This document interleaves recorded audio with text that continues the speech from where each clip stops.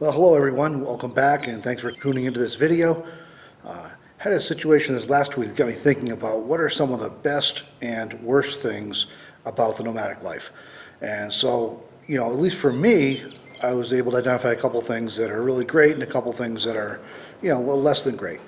So I think for me, though, the worst thing about being a nomad, being on the road full time, is being away from friends and family, because a lot of the places I like to go aren't where my friends and family are. So that's just one of those things that I have to accept if I want to be on the road, if I want to be able to go to the places I go, travel about, is that I'm not always going to be able to see people that I love and care about. And that can be difficult. There definitely are times when that's a bit of a struggle. So ironically, for me at least, one of the best things about being a nomad is also the fact that I get to see people, friends and family, at unexpected places while I'm traveling around. This just happened this last week, and that's why I was thinking about it. I had a friend from Texas stop through in Wyoming on his way to Alaska, and we were able to have a great time visiting for a bit. So that's really cool, and that happens precisely because I'm going to a lot of different places. Last winter, while I was in Arizona, I had two different occasions where my daughter and son-in-law and two granddaughters were in Arizona for some events they were going to, and I was able to see them and spend some time with the kids. So that was really cool, but I was only able to take advantage of those opportunities in some really neat places in Arizona just because I was already traveling. And so in neither case was I right there in the same location, but because I'm on the road and I live out of a vehicle, when I knew they were coming, I was able to easily just change directions and head over there and meet up with them. So that was really cool. But again, that only happened because I'm on the road. So in that case, the best and the worst kind of come together, and they're like two sides of the same coin. I think the other best thing, though, for me about being on the road full time is the places I get to go. And I just get to go to some amazing, spectacular places. I also go to some places that aren't quite so impressive, but still I enjoy seeing a lot of different places.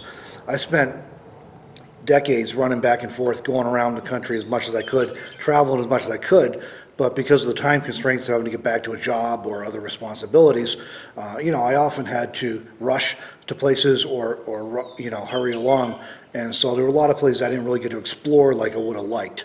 And so one of the things I wanted to do with transitioning to a nomadic lifestyle was to be able to spend more time, travel a little more slowly, stop when I feel like it, and explore something that I find interesting, whether that be, historical sites or geographic features or whatever it is. If I find something I want to explore, I want to be able to stop and explore it. And so that's the other great thing about the nomadic life for me, is that I get opportunities to go to some fantastic places that were I not a nomad, were I trying to maintain a normal American lifestyle, I'd have to be pretty incredibly wealthy to be able to run around like I do, probably have to fly to a lot of places and rent a car when I was there and what have you.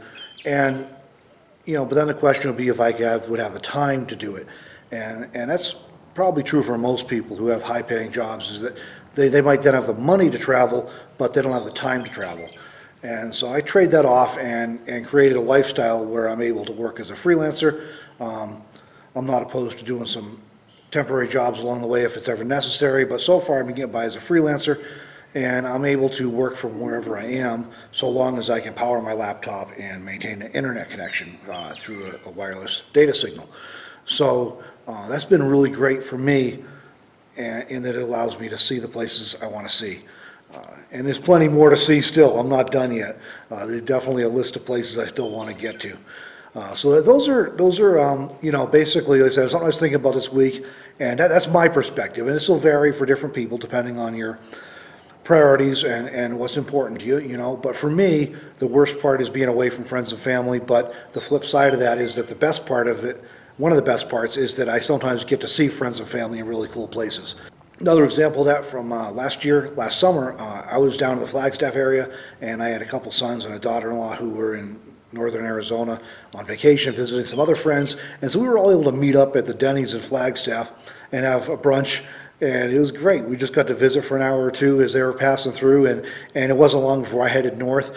So it really worked out great. But it's one of those serendipitous events that happen when you're on the road. So So that's the flip side of that, and like I said, it's just the places I get to go. So for me, those are the best and the worst things about the nomadic lifestyle. I'd love to hear, for those of you who are on the road already, I'd love to hear in the comments what your perspective is on what you think are the best and the worst parts about it.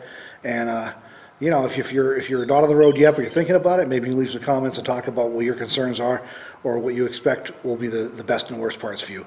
But for now, thanks for watching, everybody. Hope you enjoyed this video, and we'll see you in the next video.